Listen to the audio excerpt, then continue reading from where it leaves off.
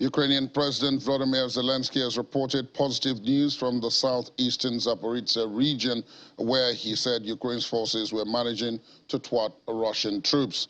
In a video address, Mr. Zelensky also said Ukrainian forces were gradually advancing in the Kharkiv region east of Kiev, liberating the land. Moscow is trying to impose its rule on a tract of occupied territory spanning Kherson and Zaporizhzhia provinces, where Russian-installed proxy authorities say they are planning referenda on joining Russia.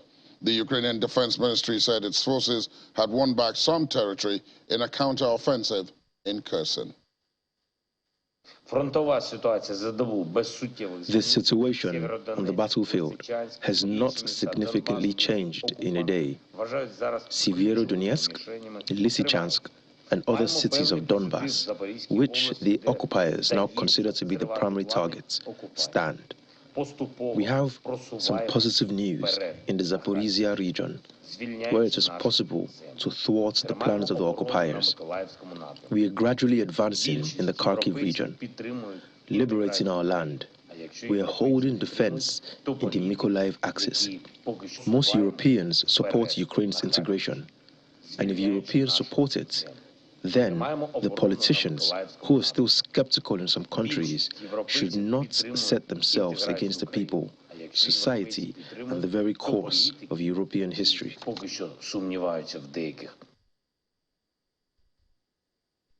Meanwhile, President Zelensky also appeals to European Union leaders to support Ukraine's membership of the bloc. European heads of state and government are expected to consider Ukraine's bid for EU candidate status at the end of June. The European Parliament has already passed a resolution in favor of making Ukraine a membership candidate. And Russian President Vladimir Putin says that no iron curtain would fall over the Russian economy in spite of sanctions imposed by the West, because Moscow would not close itself off from the world like the Soviet Union did. The sanctions imposed over Russia's invasion of Ukraine have tipped Russia, one of the world's biggest producers of natural resources, towards the biggest economic contraction since the years following the 1991 fall of the Soviet Union. Asked about possible deals with partners such as China and India amidst the closure of Russia's economy, Mr. Putin, speaking ahead of next week's St. Petersburg Economic Forum, said Russia's economy would remain open. We will not have a closed economy. We have not had one, and we will not have one. Those who try to limit us in something, they limit themselves. Relatively speaking, they try to limit our fertilizers. Prices rose. To them, foremost, not for us. They try to limit our energy resources. Prices soaring to the sky. They even named their inflation after me. But we have nothing to do with all of this. I'm serious. It's true that we have nothing to do with this. It results from the mistakes. We did not have a closed economy, or rather, we did in the Soviet times when we cut ourselves off, created the so-called Iron Curtain. We created it with our own hands. We will not make the same mistake again. Our economy will be open. The Pentagon has reported that the U.S. government has supported 46 facilities in Ukraine over the past 20 years, but as part of a peaceful public health project rather than to develop biological weapons. The U.S. military accused Russia and China of spreading disinformation and sowing mistrust about its efforts to rid the world of weapons of mass destruction. This is the first time the U.S. Department of Defense disclosed the exact number of facilities its government has supported in Ukraine in a document titled Fact Sheet on WMD Threat Reduction Efforts. According to the Pentagon, the U.S. has worked collaboratively to improve Ukraine's biological safety, security, and disease surveillance for both human and animal health by providing support to 46 peaceful Ukrainian laboratories, health facilities, and disease diagnostic sites over the last 2 decades. These programs have focused on improving public health and agricultural safety measures at the nexus of non-proliferation. NATO forces conducted live-fire air defense exercises in Poland yesterday to test their readiness to respond to aircraft, drone and missile attacks. As part of the wider Ramstein Legacy 2022 exercise, the drills used real missiles aimed at drone targets over the Baltic Sea. Poland, the Czech Republic, Slovakia and the United Kingdom all showcased their air defense systems. 17 NATO allies and partner countries are participating in the exercises. One of the systems used by the British contingent was the Starstreak, a weapon which the UK has said it has delivered to Ukraine as part of military aid following Russia's invasion of that country. Following the current crisis in Ukraine and the Russian invasion in Ukraine, there has been, I would say, an increased use of missiles, of fighters, of UAVs at the border, close to the border to NATO territories.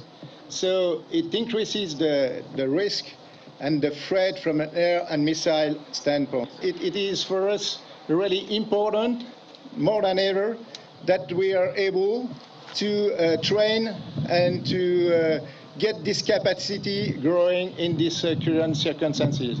It is a clear message, a clear expression of NATO commitment to readiness.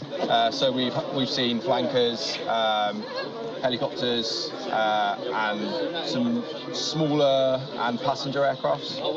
So it's been good. I think we're always looking to develop our TTPs and our SOPs. We're a unit that never kind of stands still, and we're always looking to try and fight the kit better, looking at new ways we can deploy it. So I wouldn't say Ukraine has changed the way we work, but it's obviously sped up the way we think. British politicians have condemned the death sentences passed down on 2 British men by a court of the Russian-backed Donetsk People's Republic. British Foreign Minister Liz Truss called the sentencing a sham judgment, while MP Robert Jenrick, who represents the constituency of one of the men, said it was an egregious breach of international law. The court found the 3 men, Britons Aidan Iceland and Sean Pinner, and Moroccan Brahim Sadoun, guilty of mercenary activities and committing actions aimed at seizing power and overthrowing the constitutional order of the DPR. This is the most egregious breach of international law, and these individuals need to be released immediately and returned to their families. You cannot treat British citizens in this manner and get away with it. This is a Soviet-era show trial, and these British citizens are now being apparently sentenced to death. This is just the latest disgusting act by Vladimir Putin's regime and his affiliates. What we need now is the Russian authorities to release these individuals. There was an appalling TV program last night on Russian television in which presenters debated how these individuals should be executed. This, I think, just shows the depravity of Putin's regime, that this could be on prime time Russian television. If, however, he thinks that this is going to put pressure on us to change course, he's mistaken. What we need now is the Russian ambassador to provide assurances that these individuals will be treated in accordance with international law and in due course will be returned home. Let's talk now to Julian Verlinger, researcher at the European University Institute, Department of Political and Social Science in Florence, Italy. Good morning to you, Julian. Thank you for your time. Good morning, sir. Thank you for having me. Now, Italy was one of the countries that I suppose would have been very negatively affected if a complete embargo was placed on oil and gas like the European Union was considering much earlier on. But I think that there's been some compromise. You're on the ground there. What do you think people feel about this and about the issue of Ukraine versus Russia generally? Well, I think in the very beginning of this conflict, Europe stood united behind Ukraine and wanted to show a strong response towards this egregious act of Russian aggression. However, today, increasingly, we realize that the mistakes of the past, the amount of energy dependence that has been accrued towards Russia, people have started to understand that sanctioning Russia and embargoing Russia will have direct effects on European consumers. So nowadays, talking about a gas embargo, for example, or an oil embargo, people understand that this will have a direct effect on their lives. So the situation is more complicated than it was in the beginning of the war. All of this is about Ukraine joining either NATO or the EU, and it doesn't seem to be backing down on that. It wants to join the EU. It sent in the application in spite of being at war. There's been resolutions and all of that. But it does seem as if particularly the older members of the European Union, like France, like Italy, like Germany, are a lot more cautious about admitting a new member under these circumstances. Why do you think that is? See, the European Union is an old project and let's say a slow project, right? The idea of the European Union is to slowly integrate the continent into an economic, political, and well, really rule of law kind of based entity. Now, this idea of fast-tracking the access of some possible members due to external circumstances of war or catastrophe, I suppose frightens some members who think that rushing in times of crisis may threaten the project as a whole. Having said that much, do you think, because of course it isn't only Ukraine that is trying to join, you've got Finland and Sweden, and it does appear as if their own applications is receiving much more warm receptions from the EU than Ukraine's. But it would appear that if theirs goes ahead, what's holding it up now, of course, is Turkey's refusal to agree. But if theirs goes ahead and then Ukraine's is stuck, there'll be some accusations of hypocrisy. Well, there's a big difference between the European Union and NATO, right? Like NATO is a defense pact, which functions on very different logics, like functions on strategies of military cooperation, of security, and these kinds of things. And we have to say that Sweden and Finland, for all intents and purposes, they are already NATO armies, right? Like they're equipped with NATO equipment, their command structure and battle tactics are adapted to NATO tactics. So, really, it's not like there has been a long preparation within NATO to have these countries join NATO. Whereas when it comes to Ukraine joining the European Union, this is a completely different story, right? Like we're not talking about a defense pact here. We're talking about most of all an economic and political union. So an economic and political union cannot decide on membership based on the same strategic considerations as in a defense pact would. I agree with you. And of course, in the course of the war, we have been using these bodies interchangeably, the EU and NATO. Thank you for separating those differences at once. But then, given what is the situation now, Russia appears to also be looking at a situation where this war doesn't completely drag on. Its economy is very, very badly affected by all of this, and its revenue is slowing down. But then so is the economy of the European Union and even other countries that have nothing to do with this conflict at all. So people are talking about food crisis. Do you think that Europe should be worried about some of this unintended consequences, perhaps? Well, definitely, and I think that Europe right now is entering a bit of a dangerous lull, right? It looks like Ukraine is having the upper hand in this conflict, and this may very well be, but things may also change very quickly. So there are things in the short term and in the long term that need to be considered, which I believe are currently not sufficiently considered. Number one, the humanitarian preparedness in Europe. In the beginning of this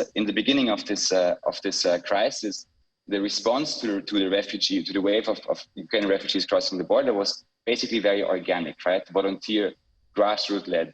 And everyone at the time was expecting that by the time this conflict drags on sufficiently, that there would be enough, institutional aid and help in place to replace these kind of volunteer grassroots organizations.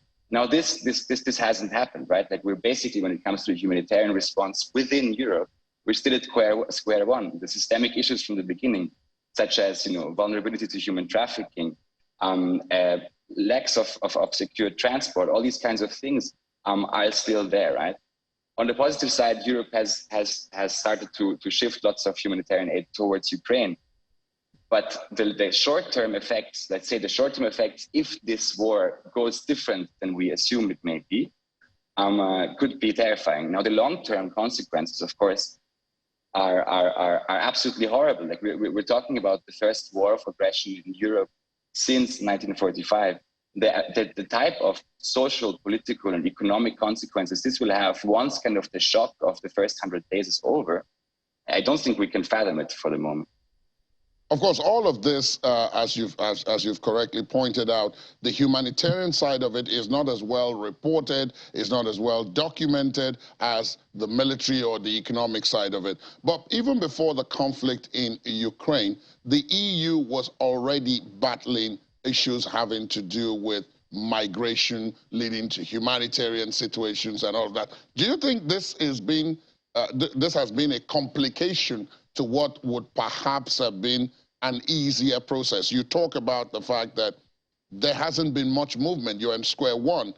Is that a follow-through from what had been on ground before, where you had countries like Hungary and others like that who didn't want any immigration at all and were not prepared to deal with this? And then you had countries like Italy, which was already receiving so many migrants and was already at the cusp of having humanitarian problems. Well, you know, Europe is very bad with handling migration. We've known this from the past. Well, I wouldn't only say bad, I would say even to an extent, sometimes it feels cynical the way the European Union is handling migration.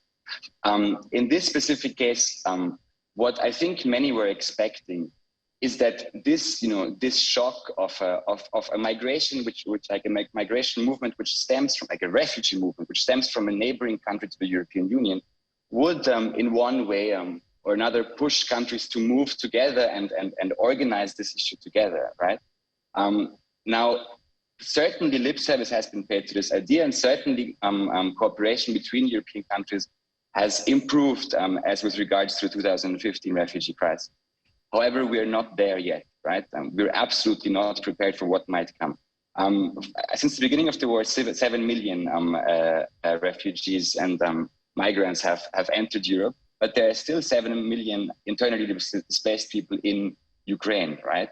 If the war drags on, there is no telling how many people will arrive in Europe, and currently we are not ready to give them the welcome and protection that they deserve as humans. I can't let you go without asking you to perhaps take a look ahead. Now, you referenced it in your last but one answer when you said in the long term, it's difficult to even imagine what this might lead to if it is not tackled. Now, assuming that all the countries in the EU, one would be right to assume, are already battling economic fallout from this. Some are battling political fallout from this. And therefore, that's within their borders. The British, who were at the forefront just like the Americans, the Prime Minister in England survived a vote of no confidence just a couple of days ago. So there are issues within that country as well, along with others.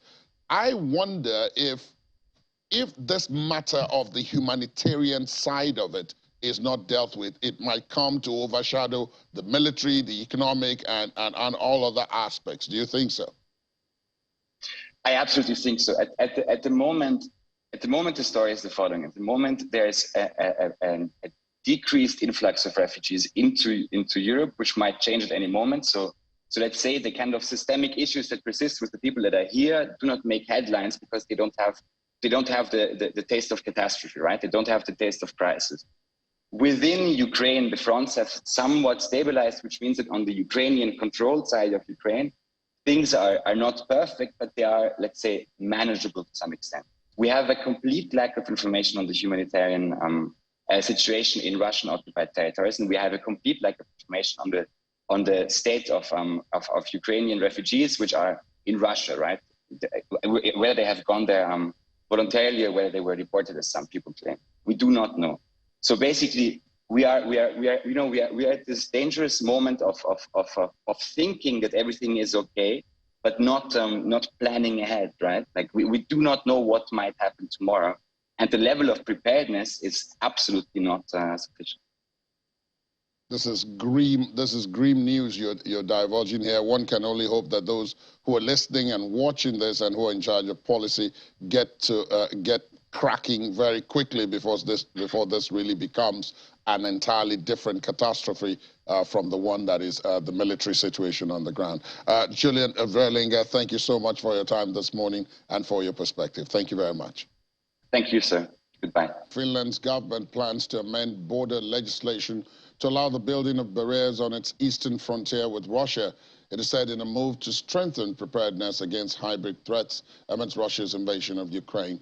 Finland, which is currently applying for membership in the Western military alliance NATO, has a history of wars with Russia, although currently the forest-covered border zone between the two countries is marked merely with signs and plastic lines for most of its 1,300-kilometer length.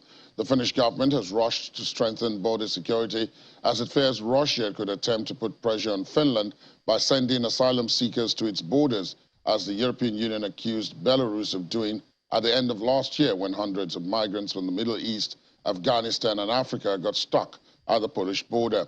Under existing EU rules, migrants have the right to ask for asylum at any given entry point to an EU member country.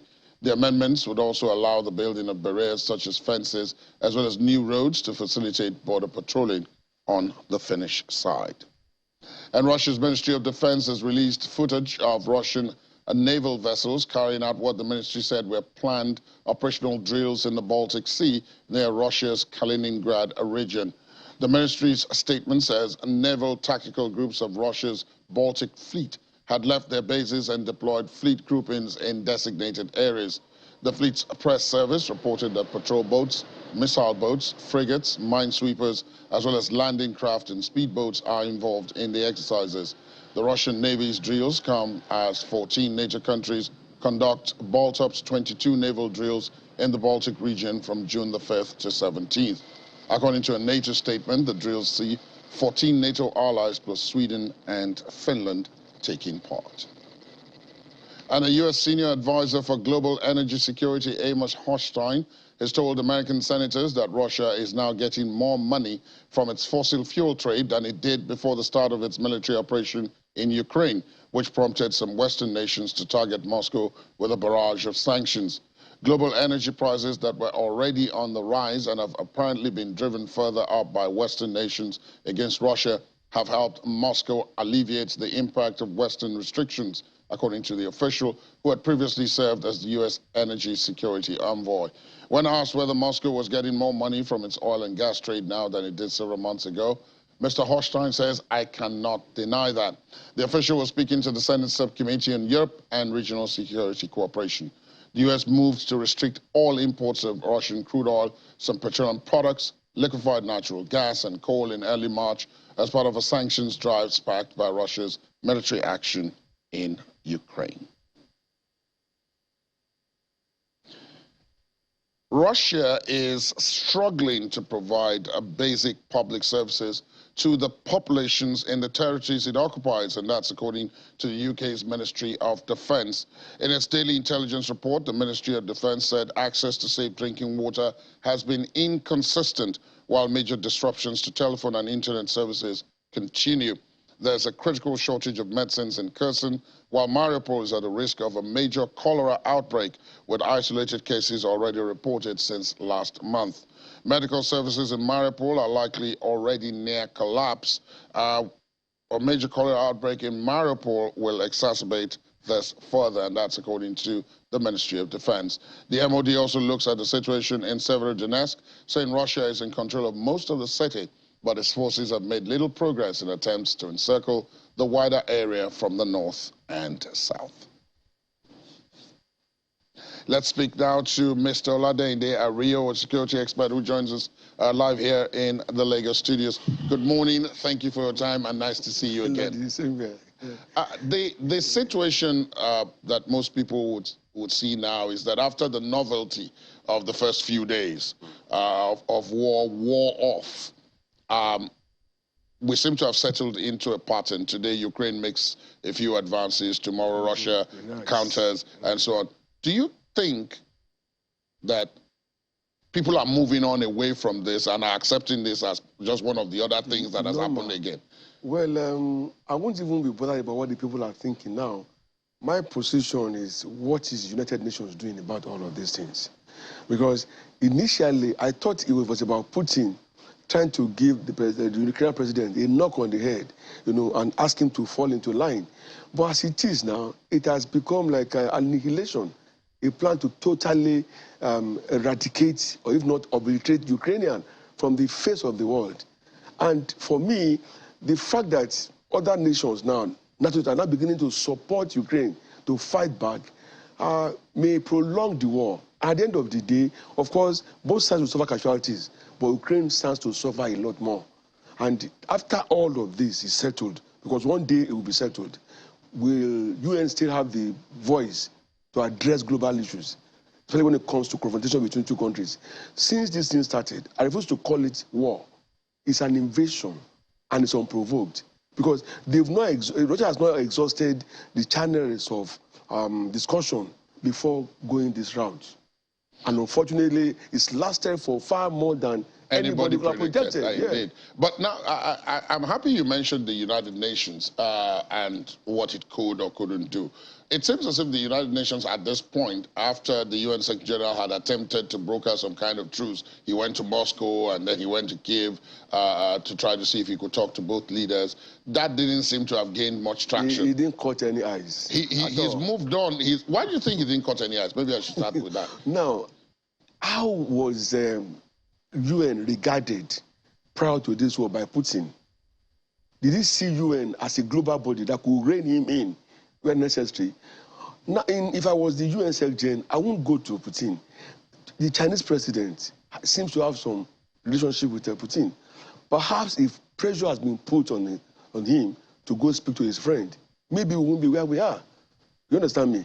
You don't have to physically, get involved yourself. You can solve the problem using indirect means of allying with the man and then let him see reason. When you say you are bombing buildings, you are killing people. People who didn't know anything about what is happening. Some of them are stark illiterates who knew nothing. They just woke up and saw that their buildings were going down, neighbors were dying, meaning if they stayed any minute longer, it could be their turn. Humanity has grown beyond that crude 16th century level. That's where we are now, and that's my problem.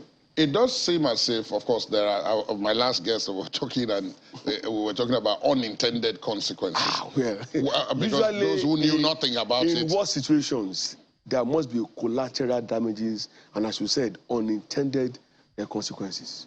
One of those unintended consequences, as far as I would say, and as far as many Nigerians, of which you are one and I am one, would say is the issue of food. Nigeria, in spite of everything we've said, we still import virtually everything that we eat. So immediately, wheat was cut off, soy oil was cut off. The cost of bread.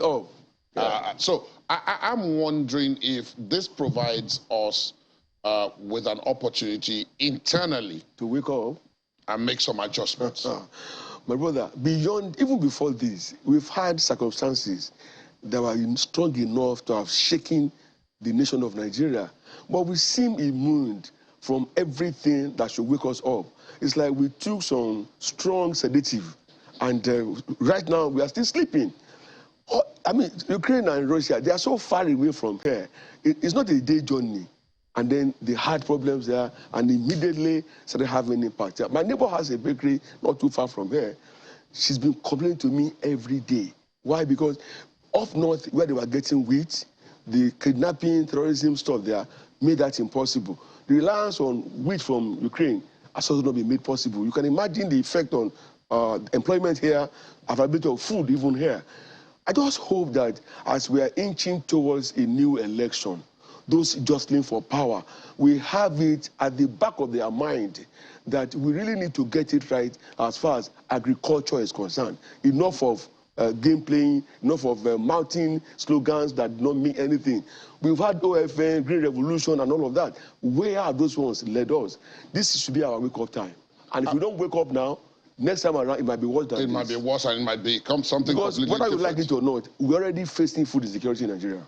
Given that scenario, and if you look at it, some people will say, okay, if you've talked about it and you look at it up to that point and you see that, okay, look, this is affecting people who had nothing to do with it. That then brings up what you started off with, which is the issue of peace. Yeah. Peace talks, bringing this to the negotiating table, taking a look at all the avenues that could be used. Have we passed that? Is it possible that we've passed that and that nobody can talk to anybody about peace? This is not a marriage between man and a woman, okay, which will always end in divorce when sanity could no longer prevail. But in this case, there's still a point, a channel through which common sense should be allowed to prevail. Because at the end of the day, even if Russia eventually succeeds in taking over the entire Ukrainian land, they will still have to touch some people on ground. So it will still be the same thing. Because they cannot continue this way. They don't want to wipe out the entire Ukrainian people. And if they do, other countries bordering Ukraine, Poland and all of them, how safe are they?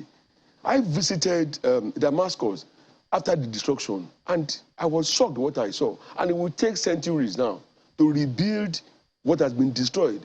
Now, Ukraine may even take much longer. So the earlier common sense, because that's the word now, it doesn't need any majestic thinking or strategy to know, oh, we are creating carnage, we are creating problems for humanity, and let's stop this thing. The earlier that is brought to bear, the best for the entire world. Because there's hardly a country or a community of people that's not affected. But I know that it will happen. How, when, by who? That's what I don't know now. Because that was going to be actually my last question. But who can do it? Who can bring them to the table? I had my mind on the Chinese president. So much, considering that they've had a long-standing rapport with Putin. Why is no longer moving quickly to stem the tide is what I don't know. Maybe they had their conversations and they said, look, let me deal with them a little bit more. Forgetting that it's also suffering casualties. So it's not a one-way thing. Both of them are getting pummeled. So yeah, because Ukraine is not facing Russia alone. No, they have supporters. They have supporters backers as well. And then those backers, it was a case of the Goliath and David thing. You know, they saw, the aggressor in Putin, and they were like, no, we will not fold our arms and allow you to ruin our friend or our ally. So I don't know, because it looks only for me now. Maybe if they can go and beg the man in Korea to step in, they might have a common front and be able to end. Otherwise, you and I can go and talk to him in the African way. It's looking very dicey and very bad. Indeed. Because the history of mankind is being rewritten that in 21st century, a nation could just wake up and begin to battle with another country without provocation. Whatever it was, it shouldn't have, it hasn't gone beyond the level of conversation. And in all wars, after all the killing, the destructions, they still come back to the table to discuss peace. Indeed. Mr. Olade, thank you so much for your perspective this morning. I look forward to having you again. Thank you. Thank you so much. I enjoyed myself. Thank you very much. Good morning. Canadian police have said they cracked down on more than 400 million Canadian dollars in Russian assets and transactions involving people sanctioned as a result of Moscow's war on Ukraine. The Royal Canadian Mounted Police said in a statement that from February 24th to June 7th, 123 million Canadian dollars of Russian assets in Canada had been effectively frozen, and a further 289 million Canadian dollars in transactions had been blocked. It, however, gave no further details. In April, Ottawa said it would change its sanctions law to allow for seized and sanctioned foreign assets to be redistributed as compensation to victims or to help in rebuilding a foreign state from war. A group of Russian experts has blamed the West for exaggerating the Ukrainian grain export issue and urged the lifting of restrictions on Russian and Belarusian food and fertilizer exports as agreed in principle between Russia and the United Nations. Kremlin spokesperson Dmitry Peskov said that Russia and Turkey had failed to reach an agreement on the Ukrainian grain export issue, which was amongst the main subjects of recent talks between Russian and Turkish foreign ministers, and work was continuing. at a roundtable symposium held by IRA University, Victor Nadin-Ravetsky, director of the Institute for Political and Social Studies of the Black Sea-Caspian region, said that the concerns of the outside world over Ukraine's grain export have been exaggerated by the West. In a bid to address the current global food crisis, Andrei Anatoliev Sidorov, Dean of the Faculty of World Politics at Lomonosov Moscow State University, says he believes that negotiations between Russia and Ukraine over the conflict should resume first for the two sides to discuss grain exports, since Russia's agricultural sector had also been affected by the sanctions.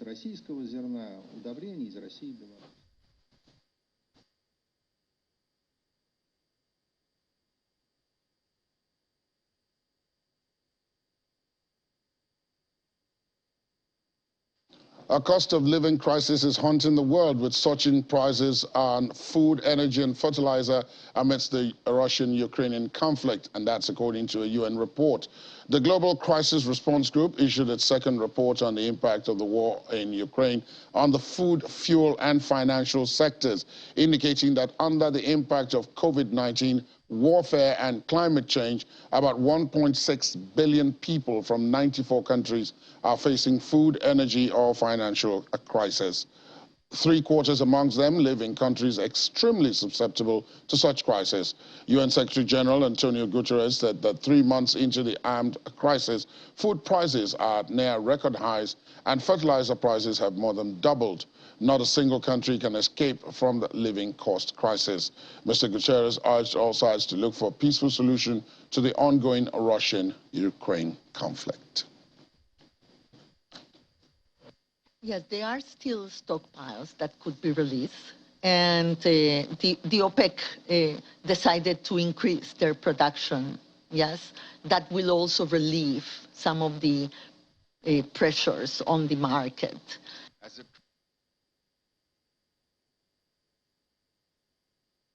All the business of business, and unpacking it is Ini. John McWell joins me this morning on set. Morning, Ini. Good morning. Good morning. Let's take a look at what's going on here. There's Russia adding 9.5 billion to emergency fund as sanctions hit.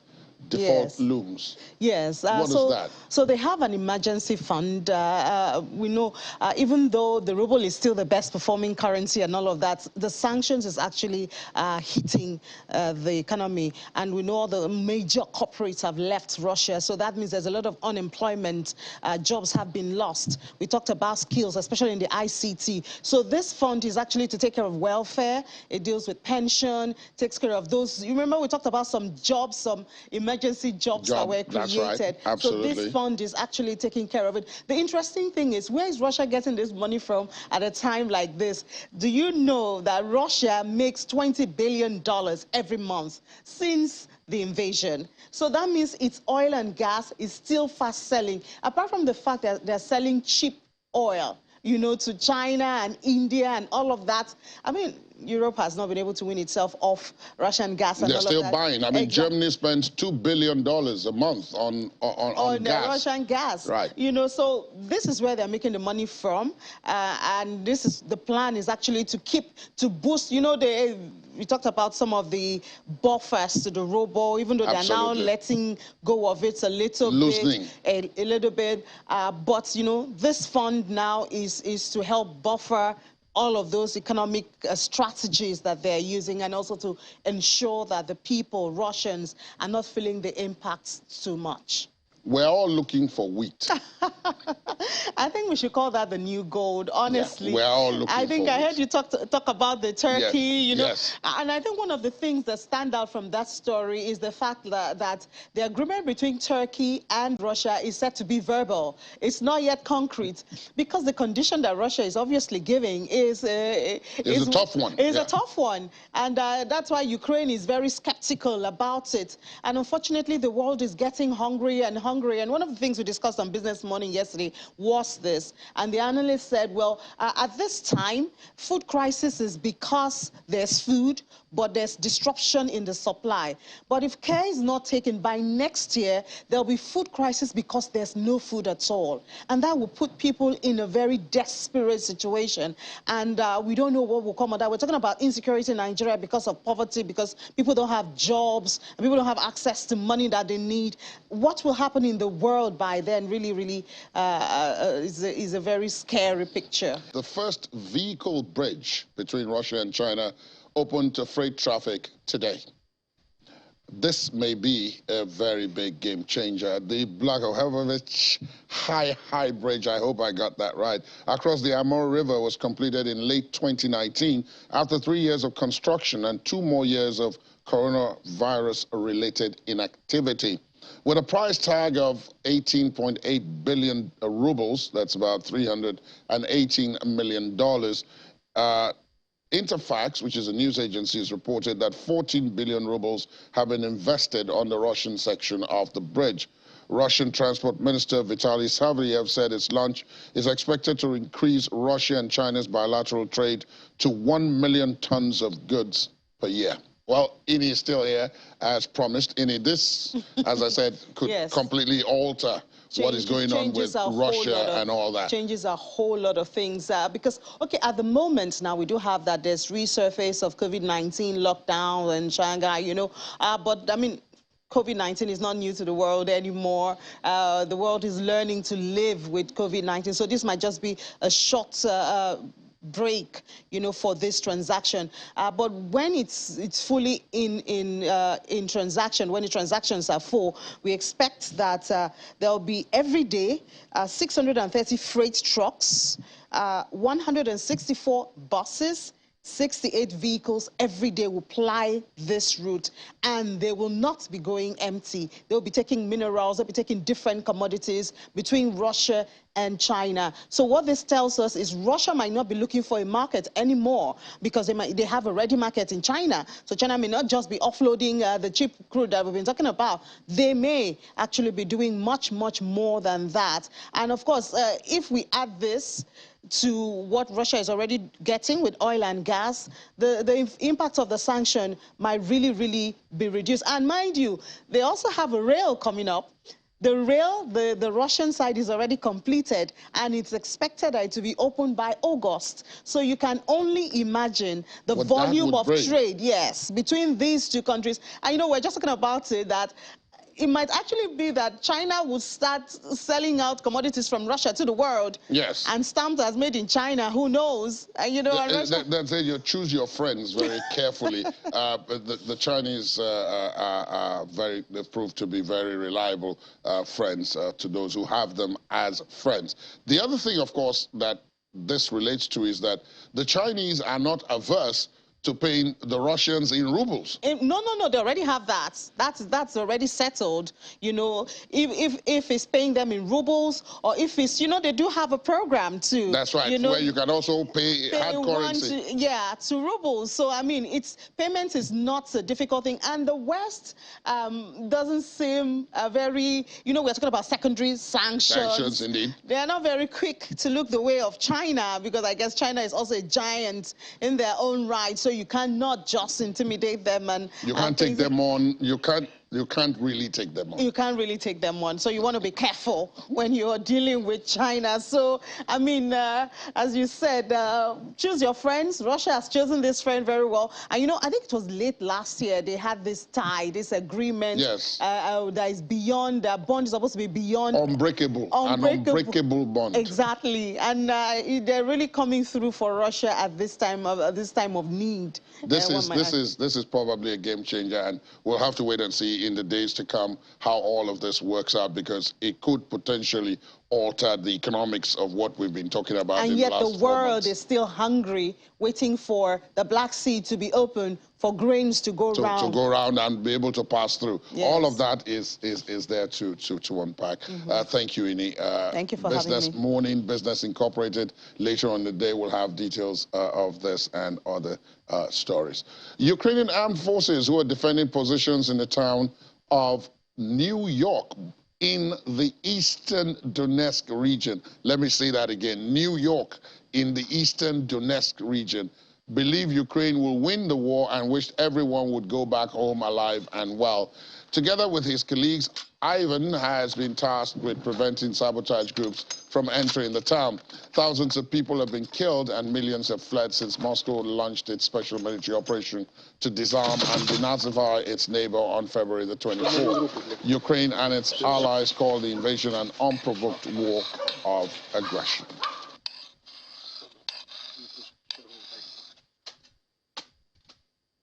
Let's take a look at some of the sport.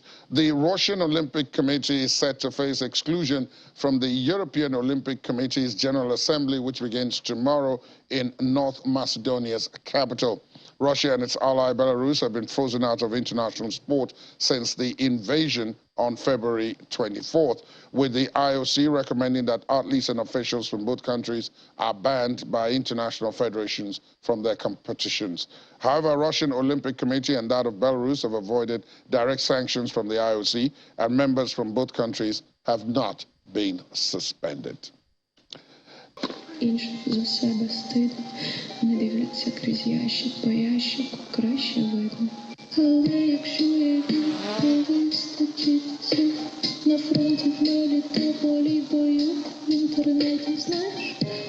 And finally on the program today, students of a Kharkiv school have marked their graduation with a dance performance in front of the ruins of their school that was destroyed by fighting between Ukrainian and Russian forces. School number 134 was heavily damaged by a fire during fighting just days after Moscow's invasion of Ukraine in February. The students had to finish the school year in online classes attending from home. The students, dressed in ball gowns, performed to a popular Ukrainian song, Maria, which means dream, by singer Jerry Heil. A video of the performance has been shared by many on social media.